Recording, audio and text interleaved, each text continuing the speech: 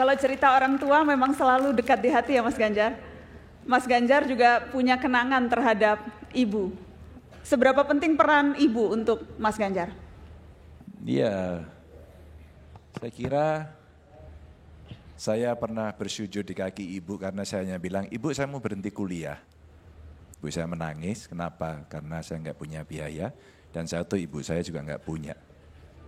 Lalu ibu saya ngutang. Ini Mas fotonya? Iya, oh iya, ibu saya ngutang dan kemudian kami anak-anaknya pada akhirnya nyicil semuanya membayar. Dan itu sama dengan Mas Topo, semua persoalan besar saya rasanya kalau sudah dipeluk ibu itu sudah selesai. Dan keluar dari rumah, kembali ke belantara dunia itu dengan kepercayaan diri yang tinggi, yang seolah-olah ibu saya selalu di belakang saya. Anak mama enggak sih? Padahal saya ngundangnya ya mbok. Tapi itu yang luar biasa dan selalu membisikkan kata-kata dahsyat untuk membuat kita selalu bangkit. Ibu wafat 2015 ya Mas? Ya. 2015. Ya. Dan biasanya yang selalu, jadi sekarang kalau tidak ada ibu yang bisikin kata-kata penguat? Saya hanya mencoba membuka rekaman itu dan biasanya kalau saya sudah agak mentok, sulit, susah, saya nyekar ke makam ibu, makam bapak begitu. Saya bersimpuh di situ dan semua terbayangkan semuanya, terekam sampai ke intonasinya seberapa itu, frekuensi itu masuk dengan cepat. Apa yang paling diingat Mas? Pesan apa yang paling diingat? Jabatannya tidak perlu dikejar, amanah mesti dilaksanakan, jangan korupsi. Betul. Sesungguhnya teman-teman seluruh tamu dan narasumber saya malam ini memang memiliki kedekatan khusus dengan Ibunda, termasuk Bunda Ana Avanti. Hubungan yang sangat dekat, sangat mesra dengan Ibunda. Seberapa penting sosok Ibunda untuk seorang Ana Avanti? Ibu adalah nafas hidup saya. Jadi detak jantung saya dan ibu menghidupkan karya-karya saya. Sehingga saya dan Mami itu, Mami cancer 1996, cancer cervix stadium 3B dan ketika saya memutuskan untuk melayani Tuhan bagi sesama seperti yang dikemukakan Pak Ganjar tadi yang kemudian meresmikan Wisma Kasih Bunda 19 tahun berkarya adalah Mami sampai saat ini sehat berusia 71 tahun. Dan tadi ketika Mas Topo bicara, saya menaikkan doa pada Tuhan. Semoga ketika Tuhan juga mendengarkan doa saya, saat ini juga Tuhan dengarkan untuk Pak Topo. Jadi mukjizat itu terjadi bagi setiap orang percaya. Dan sampai saat ini Mami 71 tahun. Yang menjadi motor bagi kehidupan saya dan untuk para pemirsa sekalian. Siapa yang ingin bahagia? Ngomong dong. Bahagiakan ibumu. Itu nomor satu. Yang ingin bahagia, bahagiakan ibumu. Tidak akan ada kebahagiaan bagimu kalau ibumu tidak kamu bahagiakan dalam hidupnya. Itu kuncinya, bukan karena pandai, bukan karena jabatan dan bukan karena kekayaan. Hanya karena ibu saja kamu bahagia. Tio, orang tua pekerjaan apa Tio?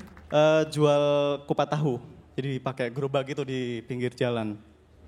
Yaitu ibu saya yang lagi nengok.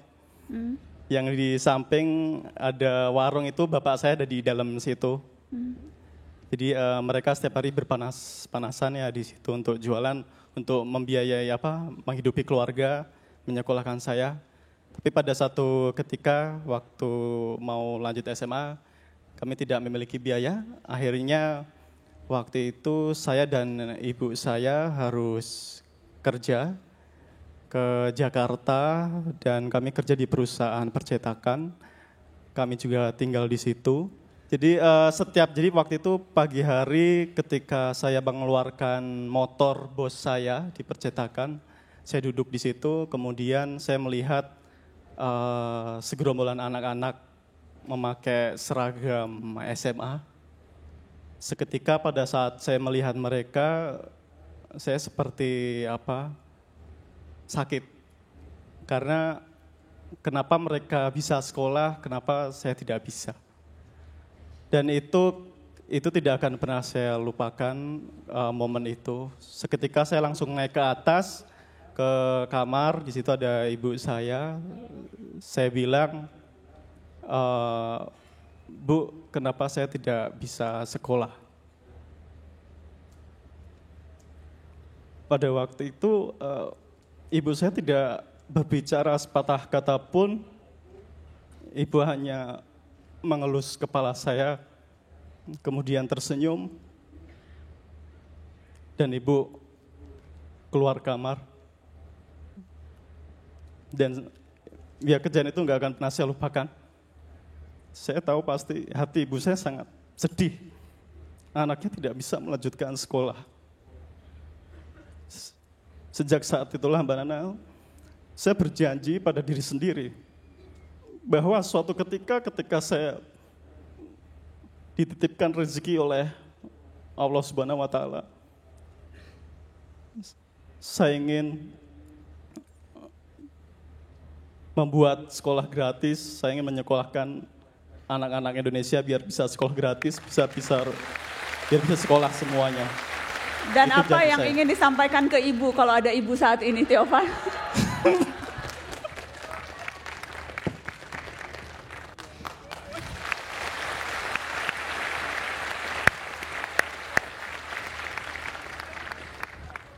Kejutan buat Tio, ibunya kita datangkan dari Wonosobo.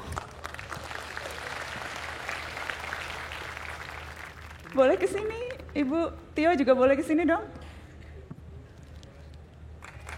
Sini Ibu, boleh di sini. Saya bantu mic-nya. Sini Ibu. Ibu kapan terakhir ketemu Tio kapan Ibu? Akhir Desember kemarin. Pakai mic-nya Ibu. Kapan Ibu ketemu Tio? Akhir Desember kemarin. Akhir Desember. Tio pulang. Pulang. Jadi kejutan nggak? Kejutan nggak ini? Gak bisa ngomong, Mbak. Nggak bisa ngomong. Ngomong dong. Seneng lah. Seneng ya? Ibu masih inget nggak yang tadi Tio cerita? Waktu SMP Tio nggak bisa lanjut sekolah, terus Tio menangis. Waktu ngelihat ibu bekerja di percetakan, ibu masih ingat momen itu? Masih ingat? Masih, iya. Adiknya mau ke SMP, dia mau ke SMA kan nggak punya uang. Terus dia ke Jakarta untuk kerja. Terus dia minta janji sama bapaknya, pokoknya saya mau melanjutkan lagi sekolah di SMA. Suatu saat pulang ke Wonosobo, dia ngikuti saya ke Wonosobo, semua keluarga di Wonosobo. Luar biasa, kasih tepuk tangan dong untuk ibu. Sekarang bangga ya Bu, ngelihat Theovan ya Bu? Amin. Hah? Amin. Nggak menyangka? Iya. Hah? Tadi katanya nyoba nelfon ibu tapi ibu nggak ngangkat-ngangkat ya? Iya. Gimana Tio? Sengaja kita bilang kalau ngangkat nanti ibunya keceplosan bilang mau ke sini. Jadi ibu tadi menahan rindu nggak ngangkat-ngangkat telepon, maaf ya Bu. Iya. Iya. Gimana Tio? Masih speechless? Masih speechless? Ya senang, artinya saya tahu perjuangan bapak ibu saya dari kecil. Jadi saya memang dulu anak nakal banget, anak bandel. Tapi ibu saya, bapak saya memang tidak pernah lelah untuk berjuang, memperjuangkan kami sekeluarga. Saya selalu ingat bapak ibu selalu berkata bahwa kamu harus percaya, kamu harus berpikir positif. Kalau kamu ingin melanjutkan kuliah, kamu pasti bisa. Dan kamu harus yakin dengan mimpi-mimpi kamu. Dan itu yang saya selalu pegang dari dulu sampai sekarang. Luar biasa. Pak Ganjar ini berjiwa muda. Terlihat dia punya Twitter, main Instagram, rambutnya kayak Atta Halilintar, ya kan? Berjiwa muda.